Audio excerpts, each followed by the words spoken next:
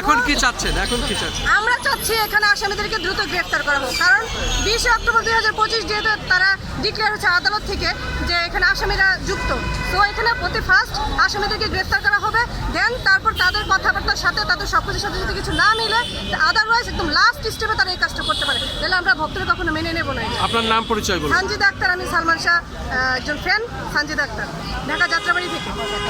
আপনারা যে একের পর এক এইভাবে মানববন্ধন করছেন এবং এর আগে সালমান শাহর আম্মাও অনেকবার সংবাদ সম্মেলন করেছেন এবং উনি ন্যায় বিচার চাচ্ছেন, তাই ন্যায় বিচার যে এই প্রত্যাশা নিয়ে আজকে আপনারা মাননীয় প্রধানমন্ত্রীর দৃষ্টি আকর্ষণ করার জন্য জাতীয় প্রেস ক্লাবের সামনে দাঁড়িয়েছেন, তা আপনারা কি কতটুকু আশা করেন যে এই বিচারটা কতদিনের ভিতরে পাবেন? আমাদের বর্তমান যে প্রধানমন্ত্রী, উনি যেহেতু অঙ্গীকার করেছে উনি ন্যায় বিচার প্রতিষ্ঠা করবে, সেই 1996 থেকে এ পর্যন্ত অনেকবার সব সরকারি আসতে গেছে, আসলে সালমান ভাইয়ের হত্যার বিচারটা এখনো হয় নাই। তো বর্তমান প্রধানমন্ত্রী যেহেতু নিউ জেনারেশনের একজন প্রধানমন্ত্রী, সেহেতু আমরা চাচ্ছি, আমরা আশাবাদী উনি আমাদের সালমান ভাইয়ের ব্যাপারটা অবশ্যই খতিয়ে দেখবেন, ওনার অবশ্যই বিচারটা করবেন। বিচারের প্রত্যাশা, হ্যাঁ বিচারের প্রত্যাশা, বিচারটা করবেন।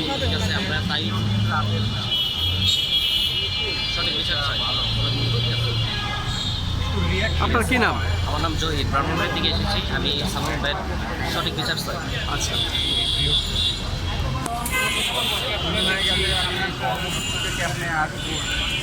শুধু দর্শক, আমরা দেখতে পাচ্ছি যারা সালমান শাহ ভক্ত তারা এখনও জাতীয় প্রেস ক্লাবের সামনে ধারাবাহিকভাবে এই কাজটি চলছে এবং ন্যায় বিচারের প্রত্যাশায় তারা মাননীয় প্রধানমন্ত্রীর দৃষ্টি আকর্ষণ করার জন্যই তারা জাতীয় প্রেস ক্লাবের সামনে দাঁড়িয়েছেন। মূলত আমরা যারা সালমান শাহকে পছন্দ করতাম বা তার ভক্ত ছিলাম, তার ছবি দেখতাম, সেই হিসাবে আমরা প্রত্যেকেই আশাবাদী এই সালমান শাহ হত্যার মূল রহস্য মাননীয় প্রধানমন্ত্রী এটা নির্দেশ দেবেন এবং আইনি প্রক্রিয়া এটা বেরিয়ে আসবে, প্রকৃত যে খুনি তার বিচার আমাদের দেশের প্রচলিত আইনে হবে। এই প্রত্যাশায় আমি খোদ্দকার মাসুদুজ্জামান জাতীয় প্রেস ক্লাবের সামনে থেকে আমরা আজও এটা ধারাবাহিকভাবে প্রচার করে যাচ্ছি।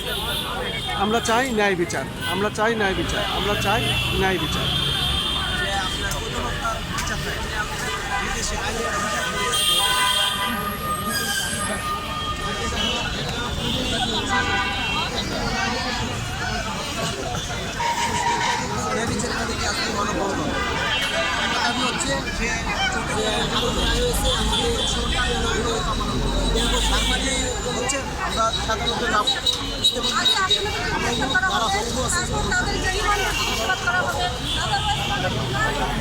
আমরা